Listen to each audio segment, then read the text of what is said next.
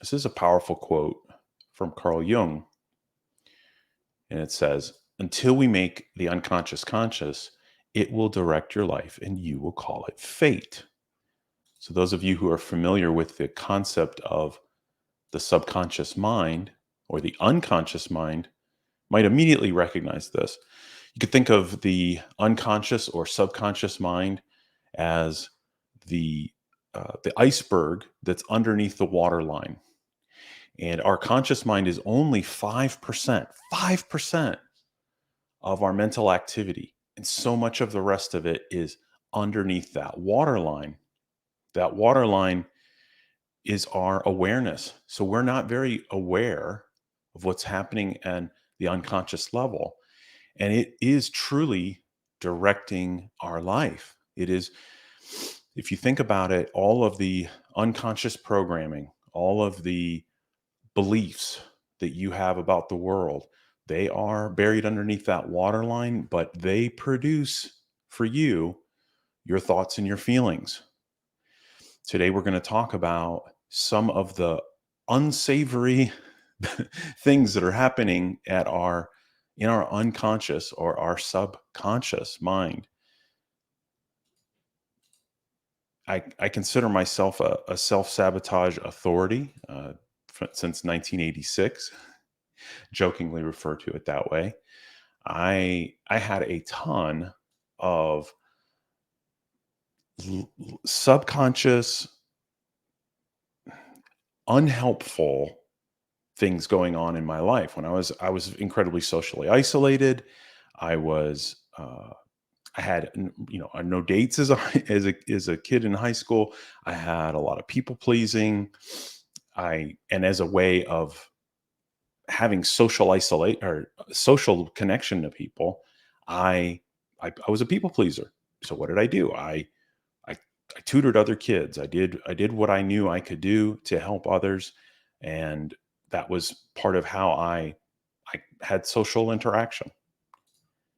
Well, I just wasn't conscious that I was that self-sabotage authority at that time. So today what we're talking about is mental fitness, strengthening your wisdom and weakening your self-sabotage. You'll learn ways that we do self-sabotage, identify those characters or those personas that are in your self sabotage, and learn how to weaken the impact. We're going to learn a little bit about how to tap into that wisdom, but ultimately, I am going to tell you about this program that I use with all of my coaching clients. A little bit about me. Maybe you don't know much about me because this is the first time you're tuning in. So, I was educated as a scientist and an engineer. So, those first two circles there are my undergraduate and graduate alma maters. So, I went to RPI, Rensselaer Polytechnic Institute, and then North Carolina State University. I spent 22 years in the semiconductor industry, was a Six Sigma black belt, reliability engineer, certified reliability engineer, certified quality manager, all those things. And the last of the, I worked at two, well, I worked at several companies, but the last two were Samsung and a company called Cirrus Logic. And I leave the Samsung up there because that's really where I found that I needed to change my career. I needed to pivot. And so that's kind of where the second line comes in. I've been involved in Toastmasters International, public speaking club for 15 years now. ICF professional certified coach. These are just some of the clients that I've worked with. You could see the logos there, but I'm also a TEDx speaker, everything DISC certified, and also 5 behaviors of a cohesive team. It's neither here nor there. Just a little bit about me, so you can understand kind of where I'm coming from. I came from a really a hard sciences world and slowly changed over the years. A little bit about cognitive behavioral theory, and there's a reason why I'm telling you about this. Much of oh, there we go. There we go. Okay, I want to make sure I was seeing what you're seeing. Much of what we're talking about with the unconscious or the subconscious are happening over here with our beliefs, our thoughts, and our feelings. And as a result, we take certain actions, and we have certain results in the world. You can imagine that this circle is playing out 24/7, 365. Like this is always in the background. Is The the connection of our internal beliefs, and that doesn't mean like, your belief in uh, God or anything like that. We're not talking about those types of beliefs. We're just saying, what is it you believe about yourself, other people, and the world. So, and the way that we self sabotage comes up because of, say, faulty beliefs, thoughts, and feelings. So a little bit of cognitive behavior theory in short, super brief version of it. Now let's talk about self-sabotaging Kevin, right? So there's a guy named Kevin. He struggled with low self-esteem and a fear of failure in his profession. He had always dreamed of becoming an executive director, but whenever he got close to taking those necessary actions, he would doubt himself. Kevin's self-sabotaging thoughts would start to creep in, telling him he wasn't good enough, that he didn't have what it takes to succeed. He would just end up embarrassing himself. He would convince himself that it was better to play safe and to stick to his current job, even though it didn't fulfill his dreams of becoming an executive director. So, whenever Kevin would try to challenge these negative thoughts and take action toward his goals, his inner critic would become louder and louder and more persistent. He would start to doubt himself even more and eventually give up on his dreams altogether. Despite knowing that these thoughts were holding him back, Kevin found it difficult to break free from the cycle of self sabotage. It wasn't until he sought the help of a coach that he began to understand how his negative self talk was affecting his professional life. With the help of his coach, Kevin learned how to identify and challenge his self sabotaging thoughts. He practiced self compassion, developed his ability to tap into his inner wisdom, his sage. Let's call it the sage, because we're going to introduce that term here in a minute. As he continues to work on his mindset and challenge these self limiting beliefs, Kevin has finally been able to take the necessary steps and become an executive director. Though he does still have some times of self doubt and insecurity, he has learned ways to manage that. He no longer lets his self sabotaging thoughts control. Instead, he uses them as a signal to practice this. Uh, this program that I'm going to tell you about here in a minute, and self care and self compassion. And now he has what he wants. But everybody remembers these two characters. At least I suspect you do. I'm not sure if you do, but if you don't remember these two characters, well, this is Darth Vader from the Star Wars movies, and this is Yoda. Yoda is he's, as we know from from the movies, right? Yoda is full of wisdom, doesn't allow himself to get caught up in reacting. He's truly he responds. So whereas Darth Vader, yeah, man, he's been captured by these saboteurs, and we'll talk about those saboteurs here shortly. Random poll, random poll. If you're listening to this, if you're on, I'd love to know, how many times do you believe a person hears the word no by the age of 18? So how many times do you think a person hears the word no by the time they're 18 years of age? Well, the number is over 80,000 times, over 80,000 times. So it's no wonder that we do have a lot of negative thoughts in terms of being programmed around us. We hear no all the time. Well, it gets worse. What percentage of our thoughts in a day, of the 50,000 thoughts that we have in a day? Yeah, thousands. What percentage? That's right. So thousands of times we hear it. Thank you for that, Tyson.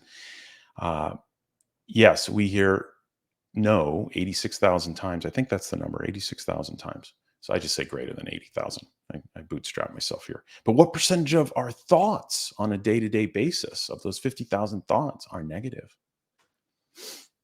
Those of you who are tuned in, I would love to see an answer. If you don't want to venture an answer, that's okay. Well, the number is greater than 75%. It's absolutely amazing. 75% of our daily thoughts are negative. And part of that has been adaptive. If you think about it, if we were these happy thought people without any consideration for risks in the world, probably from an evolutionary psychology perspective, our we would not have evolved. Like we wouldn't be surviving. And that points to really what the brain is for. What is this thing doing? What was this thing designed for? Well, the brain was designed not for happiness. Anybody want to venture a guess what the brain was designed for? Yeah. The brain was designed 100% for survival. We're wired for survival. It doesn't matter uh, you know what we want in our lives. We actually, from a wiring perspective of the brain is wired for survival. And that means that we have this operating system, if you will, this operating system that's been designed and optimized for a very, very dangerous environment. And the fact of the matter is, we're no longer on the plains of the savannah or in wilderness and have uh, lions, tigers, and bears, oh my, around us that are about to attack us. So we have this very old operating system, this brain, this operating system in our brains, and it that has been designed for this risk environment. However, today we don't have that. We don't have lions, tigers, and bears. Now, maybe in the workplace, you think of your boss as a lion, and as a result, like your body gets into that fight or flight when they say something that makes you concerned. However, it's not that it is a survival, a life or death situation, although your brain responds to it that way. Your amygdala fires up, it perceives a threat. And as a result, you go into these survival strategies that you learned when you were very, very young. But again, the device, this thing, is wired for just survival. And, well, not just for survival, but it is principally designed for survival. But like I said, we have this really old operating system that doesn't really serve us well. So part of what this whole program is it rewires that operating system. Okay. Any questions, please drop them in the chat. Now I'm jumping into a little bit of neuroscience, neurology, whatever you want to call it. I was fascinated by this. Really, even when I was an engineer, I was always fascinated by the way the brain works. But you could think of our brains as having kind of two modes, if you will, two modes. And one of them is the task positive network, and the other one is the default mode network. Default mode network is called default because, hey, when we're not engaged in any kind of task, we're not engaged in something, the brain automatically fires up the default mode network. This is where we have the mind wandering. This is where the monkey mind is. This is where we imagine the future. This is where we relive the past. So when this thing fires up, that's where you get those old memories of, oh, I tried this before and it didn't work, or I'm imagining the future. Oh, here I am trying to do something, and maybe it won't go so well. The DMN is not a great place. It's not the happy place. It is where your saboteurs live. It's how you self sabotage. Inside of that mode, that you have more of those self sabotaging thoughts. Then you have something called the task positive network, and that is a attention demanding network in your mind. So this is whenever you have an attention demanding task, these areas in the brain fire up. It's very much about short term memory, abstract thought. Also, it processes sensory input, and that's a really important thing, because what I'm going to tell you about with regard to how to access it, how to fire up the task positive network, is through processing sensory input. And that's where the mindfulness comes in. That's where the mindfulness techniques come in, is through firing that up. So if you want to have more joy, more happiness, more, um, let's say, helpful mental state, you want to fire up the task positive network as much as possible. Right now, we have an imbalance in our brains. Our default mode network is that Olympian weightlifter, if you will, and the task positive network is, let's say, like me going to the gym after taking a couple of months off. It's fairly weak. Okay, well, what is mental fitness? So I introduced this term mental fitness early on, and what the heck does it mean? So the definition is your capacity to respond to life's challenges with a positive rather than a negative mindset. Well, when we do have that mental fitness, then we get peak performance, we get peace of mind, we get healthy relationships. This is just part of it. This is what comes up as we have this mental fitness. You can imagine that the more often that you can fire up the task positive network, the more that you can get into that attention and intentional focus, that you can stay out of the self-sabotaging thoughts. Well, what are the different forms of self-sabotage that you can imagine, right? So we have the negative self-talk, we have the self-doubt, we have perfectionism, we have procrastination, we have people-pleasing. I know for me, people-pleasing and procrastination were really big, in terms of like how I self-sabotage. So for you, maybe it is the negative self-talk. Maybe it is the self-doubt, right? Lacking in your confidence in yourself and your abilities and your decisions. Maybe it's perfectionism. I know some people out there, they stay in that perfectionism and it blocks them from completing tasks. If perfection is the enemy of the good, as I say. So where does this whole program come from? It has a research foundation. It was originated by a guy named Shirzad Shamin, and he had synthesized literally thousands of different discoveries across neuroscience, positive psychology, cognitive behavioral therapy, cognitive behavioral psychology, which created cognitive behavioral therapy, and performance science. So you can see it's this combination, if you will, that has positive intelligence. Well, what does it do for people? Maybe you're wondering, well, Steve, why the heck are we talking about this? What the heck does this even do for anyone? Well, here are the statistics. 2,000 participants who went through the 6-week program reported the following improvements. And this is some really powerful stuff. This is really powerful stuff.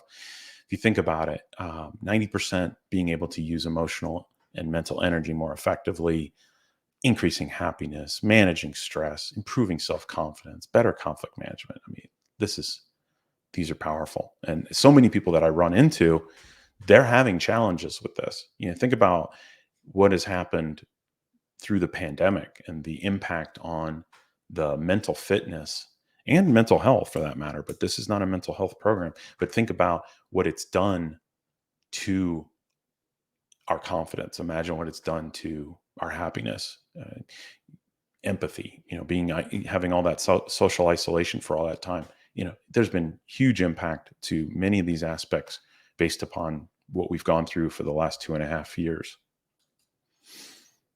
Now I'm going to talk about the various characters. So how we self-sabotage. The main character in self-sabotage is something called the judge. And this, in terms of what does the judge do, it finds fault, easy, finds fault in others' circumstances, and causes much of our disappointment, anger, regret, guilt, shame, and anxiety.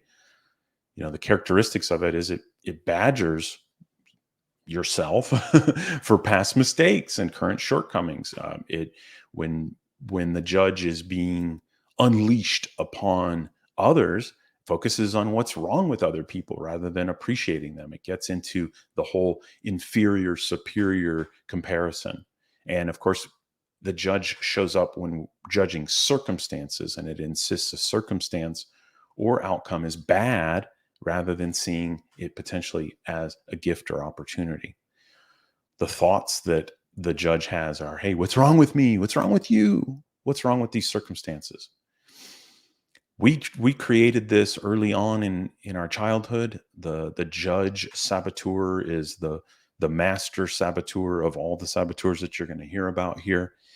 And yeah, it has amazing impact on us, right? It causes this anxiety and distress and suffering. And it's also causes a lot of problems in relationships, one can imagine. This was my judge. So there I was, even showing up in my yearbook, uh, my little blurb for my yearbook. There were things in there that I could see the judge was very strong. I used to say things like, "Oh yeah, life's fair," judging the world as, it's such a fair place. And there I was with my sarcasm. There I was in front of my favorite place to be, isolated away from dealing with other people, just hanging out on the computer. I had a ton of limiting beliefs, and they seeped into this yearbook blurb here, right?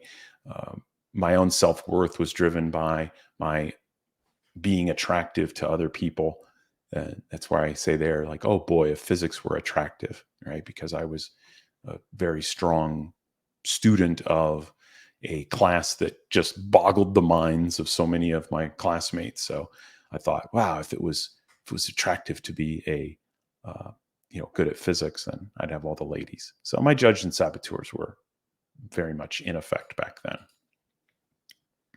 How do we come up with all these saboteurs? What is the framework? What is the framework that drives the creation of the saboteur? So you've got, how are you motivated? And then what's your personal style? You can see here, maybe you're motivated by independence, acceptance, or security. Maybe your personal style is to avoid things, or maybe earn or assert yourself. I won't go too into depth. If you're interested in it, I'm happy to tell you more about it. But this is where we create the first line of these: the controller, the hyperachiever, the restless, the stickler, the pleaser, the hypervigilant, and then last, the avoider, the victim, and the hyperrational. So these are the 9 accomplice saboteurs. I have an assessment that I will give you that you can learn, hey, who are my saboteurs that are showing up in my life as the way that I self sabotage? Of course, we all have the judge, and then we have some combination of these. Let's look at a fictional person. Here's James, right? So he's got a controller, very strong controller saboteur, very strong avoider, and very strong hypervigilant, tied with pleaser. So these 4 are the ones that are showing up for him. Let's see what they mean. So the controller saboteur, this is very anxious thoughts, very anxious thoughts. They need to take charge. This is very, very common with executives. They have a very, very strong controller saboteur. And yeah, you may say, well, I need to maintain control in my department. Yeah, I get it. There comes a point where it has these negative feelings, and that's the high anxiety, for example. Like, you don't need to have anxious thoughts and anxious thoughts and feelings to lead a group effectively. So what are the strengths, right? Well, it's the confident, action oriented, challenging the self and others. Yeah, there's certainly some strengths to the avoider. We won't go too deep into that, but you can see here that having anger and intimidating people when they don't follow, boy, that's going to poison those relationships. Being that you're having thoughts that, no one tells me what to do. Hey, I'm in charge here. Well, then you're going to be a hard person to lead. It's going to be hard for people to lead you. You're either control or out of control. So these are the thoughts that the controller saboteur has. Hey, what's the impact, right? You get temporary results, but at the cost, at a huge cost, right? What did Stephen Covey talk about? Stephen Covey talked about the personal bank account and positional bank account. So you use that positional bank account and you drain the personal bank account. So you go around controlling people. Guess what? They're going to become resentful, and they will not tap into their own greater reserves. It also generates a lot of anxiety for you as the person who has a controller saboteur. Next one we'll talk about is the avoider. Also very common, especially so with a lot of the introvert clients that I work with, focusing on the positive in an extreme way. They avoid conflict. They resist others through passive aggressive means rather than being assertive, right? They lose their selves in comforting routines and habits, procrastinate on unpleasant tasks. So, hey, these are the strengths, right? Hey, these are people who are, very harmony focused. Hey, they want to keep everything on an even keel. This is by the way, I have this one as my fourth in the list of saboteurs. So I know the avoider pretty well. Tendency to just be positive and, I don't give any feedback. I don't want to rock the boat. Feelings, it's, have a lot of suppressed anger and resentment. And I know for me, when I was in my avoider saboteur, I built up a ton of resentments, and the way I dealt with them was by drinking. So it had a really strong effect on me. The thoughts that avoider might have is, hey, if I get into conflict with others, I might lose my connection with them. I found balance. I don't want to mess with it. So you can see these pervasive thoughts, they're not helpful. And in fact, here's the impact.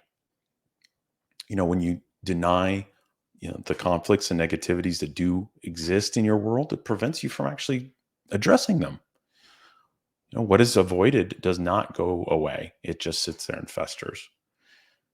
Maybe by having a little bit too strong of an avoider saboteur, relationships are kept superficial, right? Because you don't address the conflict. And because people don't see you addressing conflict, they don't really trust you. So you're probably asking yourself, well, aren't negative emotions good for you? Is pain good for you? What's that saying about pain? Pain is inevitable and suffering is optional. Just like our hand on a hot stove, yes, the hot stove serves at a pain from your skin searing there. You can see the smoke coming off the picture. The pain there is merely a signal. It is merely a signal. However, none of us would think to leave our hand on the stove. However, when we let these saboteurs run the show, it's as if we are leaving our hand on the hot stove. So, the reason for this whole presentation is for you to recognize how you are self sabotaging and for you to learn how to remove your hand from the stove. Negative emotions, hey, they're helpful for that 1 second. 1 second, really just as an alert, right? I'm feeling anxious. I'm feeling angry. I'm feeling some kind of resentment. Something here, I'm having this negative emotion. Where is it coming from?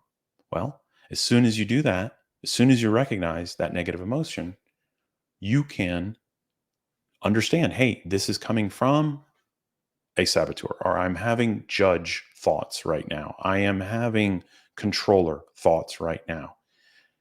Boom. What a game changer, right? So instead of being trapped by that negative self-sabotaging thought, you can say, I know I'm having this negative emotion. It's tied to, and maybe you don't even know. You just say, hey, it's my judge. I am having judgmental thoughts right now. So now I can begin to disidentify with the thought. I say, hey, it's over there. I caught it. I label it. Now I can do something different. You now have just learned about the saboteur interceptor. We're going to talk more about the sage and the self-command muscle here coming up. But so now already, and this is powerful.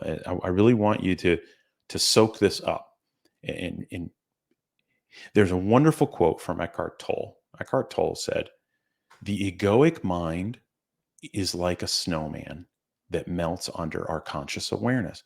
And you could, in place of egoic mind, because the judge and your saboteurs are all tied up in your egoic mind, you could say the judge and the saboteurs are like a snowman that melts under our conscious awareness. Well, now we talk about the sage. Remember I mentioned that task positive network? That's where the sage lives. And this is a region of the brain associated with positive emotions, peace and calm, clear-headed focus, creativity, the big picture. So you want to be there as often as possible, right? Like if you knew that inside of you, you had this inner Yoda, well, how do you access it? Um, oh, don't I see some comments saying, "I wish I'd known it was start. This started at 10 a.m. I saw it late." Don't worry about it. The whole live is going to be recorded and put up on the various platforms. So feel free to watch it later or rewind it to wherever you were. Uh, rewind it to the beginning and then come up to the place that you're at. This is where so the sage. So getting back to this idea. So we've got this saboteur. It lives in the default mode network of our brain. It is reactive. It's not responsive, it's reactive. So it's immediate, quick reaction. We get these negative feelings. We start to have these saboteur thoughts. Now you've learned to catch it. Now we're saying, hey, there's this alternative. There's this alternative in you. It's called the sage. And remember Yoda, right? So we're talking about Yoda and how incredibly powerful his wisdom was and is. I guess is, right? I don't know if Yoda's dead. Maybe Yoda's dead. So operate from sage perspective. Now, what is the sage perspective?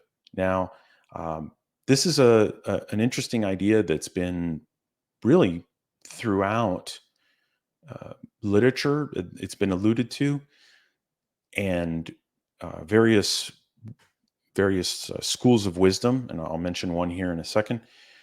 So, sage perspective is every single outcome or circumstance can be turned into a gift or opportunity. And I'm gonna get personal here for me. When I was being arrested for driving with license invalid or driving while intoxicated or any of the various infractions that I had during my drinking career, it was hard for me to see that it was a gift.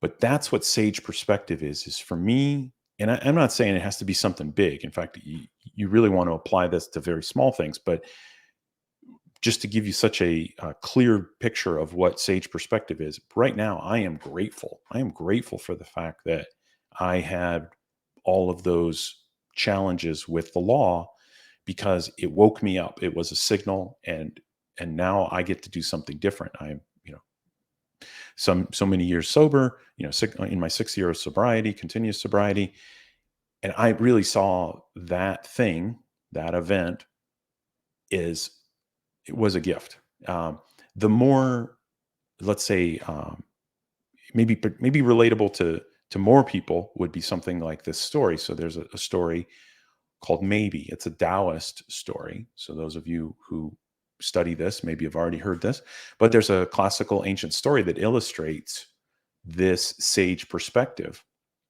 And once upon a time, there was a wise old farmer who had worked on the land for over 40 years. One morning, while in his stable, he noticed one of his horses had run away. His neighbors came up and said sympathetically to him, "Oh, such bad luck." Well, the farmer said, "Maybe." The following morning, however, the horse returned, bringing back three other wild horses. His neighbors said, "Oh, such good luck." The farmer said, "Maybe." The following afternoon, his son tried to ride one of those new untamed horses and was thrown off, causing him to break his leg. His neighbors showed up and said, "Oh, what bad luck. How unfortunate." He said, "Maybe." The farmer said, "Maybe." So the following morning, though, the military officials came to town and they were looking to draft the young men in the army for the army because of there being a new war. Observing that the farmer's son had broken his leg, they couldn't draft him.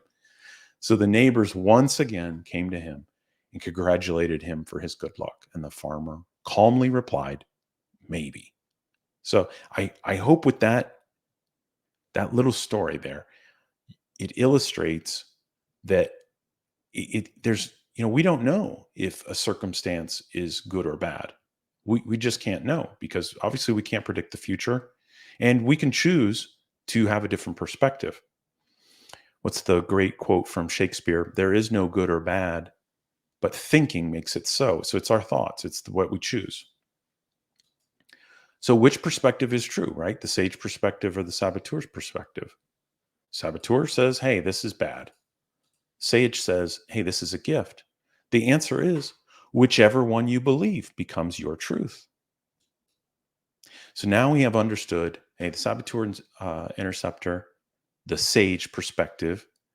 Now we're going to talk about self-command. Now, what is self-command? Self-command is your ability to change your attention and your focus. So now imagine you just had that stressful event, that thing that just,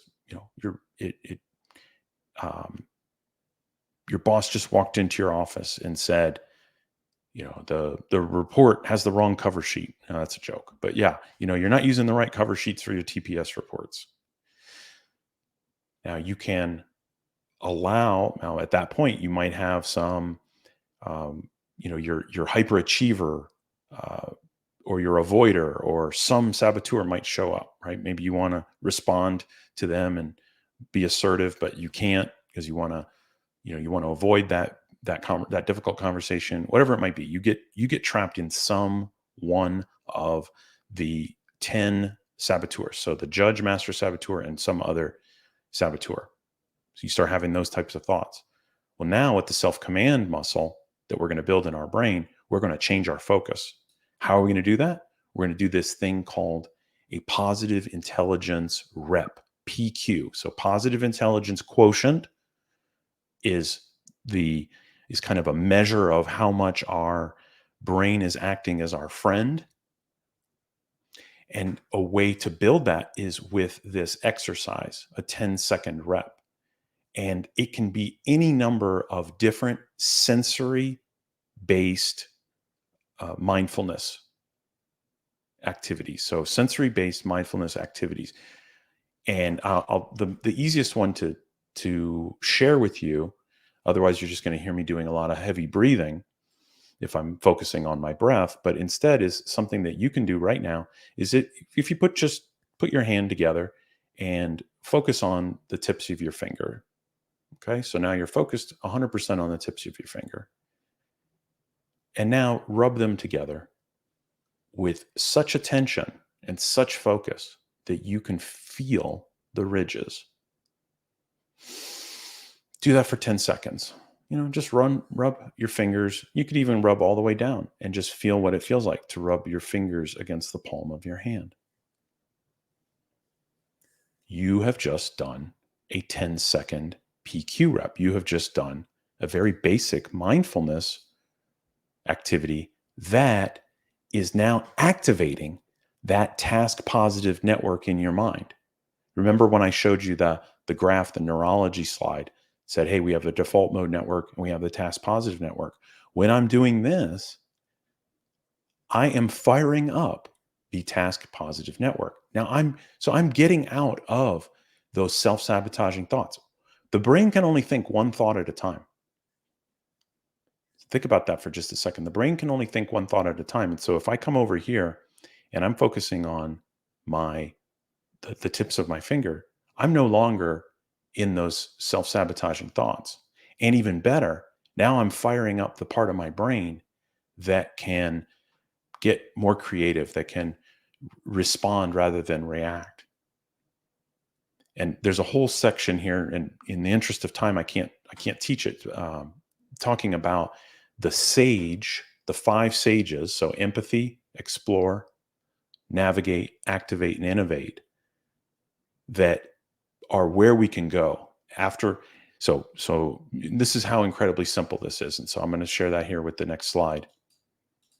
It's an operating system. As I mentioned, this whole mental fitness thing is an operating system. If you're feeling negative emotions, you stop. You recognize, you know what? I'm in saboteur. I'm self-sabotaging. You do some PQ reps to quiet the saboteurs and activate the sage mind. Like I said, that's where the task positive network is. The sage mind is in the task positive network in the mind, in the brain. There's a difference between mind and brain. So I just wanted to make that delineation there. But that's in the brain, the circuits in the brain where the sage lives.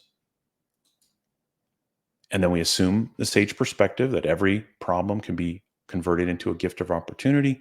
Then we generate the gift by using our sage powers, like that empathy, like that curiosity, like that creativity, calm and clear-headed action. That's how simple this is. It's and the thing about it is that because I'm using this mindfulness exercise, I'm actually exercising, I'm making new connections in the brain.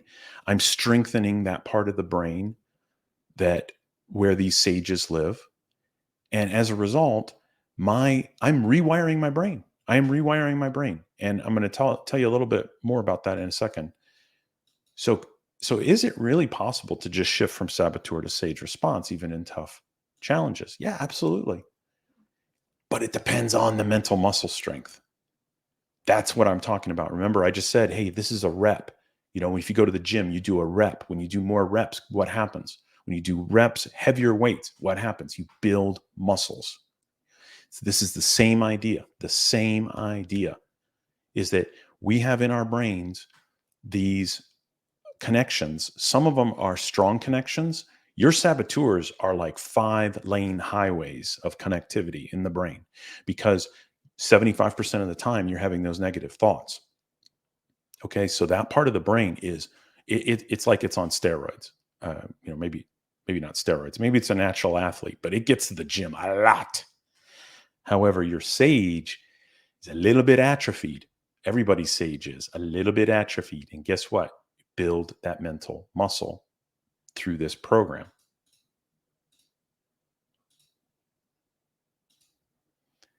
Well, how is it that we have lasting positive changes? Well, guess what? And this is why so many coaching programs, workshops, and training classes fail. They give you an insight, but they don't give you a lasting impact on your mental muscles. This program, though, rewires your brain.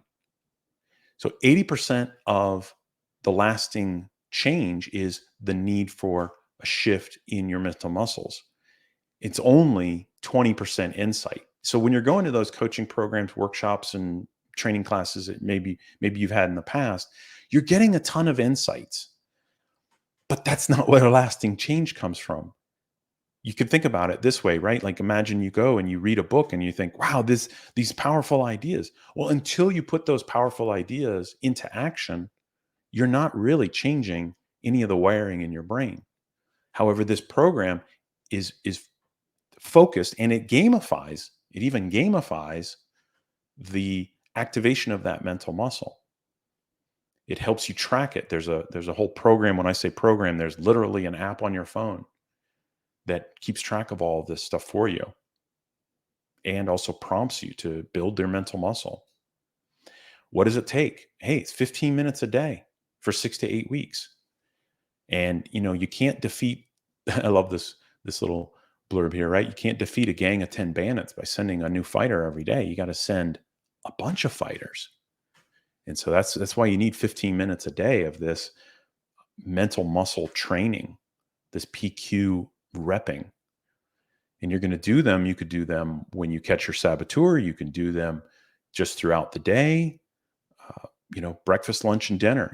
Do your PQ reps at breakfast, lunch, and dinner. And that success does require intense initial practice. And that's why we say, hey, 15 minutes a day for 6 to 8 weeks. What is the Positive Intelligence Program? As I mentioned, it's an app on the phone. It's an assessment. I'm happy to drop the assessment link in the chat as well as some other information. 6 weeks duration, one video weekly comes out. You can watch it on the weekend. You can watch it on Monday, whenever. And that video is even broken up into small chunks. It's not one whole hour long. It's a bunch of like 11 minutes, 7 minutes, and so forth. So you can kind of watch something, take a break, go do something else, come back, watch another video. Then 15 minutes a day of practice on the app, using the PQ reps, the PQ exercises that are in the app, which I just told you about one of them, which is your fingers rubbing close together. There's also breathing one. There's also one for listening. There's one for even moving. I mean, there's a whole bunch of really, really wonderful PQ mental fitness activities in there. So mindfulness exercises. The app will be available to you for an entire year. So you'll have your own mental fitness coach for an entire year, even after the 6 weeks. How does this work? So to save your spot, text me your name and email address, 512-553-2360. I know I just put a phone number. It's not my actual phone number. It's a business line on. So just shoot me a text to that. You can go to positiveintelligence.com/assessment and take the assessment.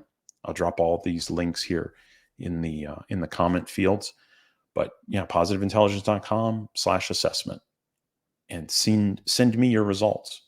That's my email address, info@stephenenglish.net. Grab 15 minutes on my calendar.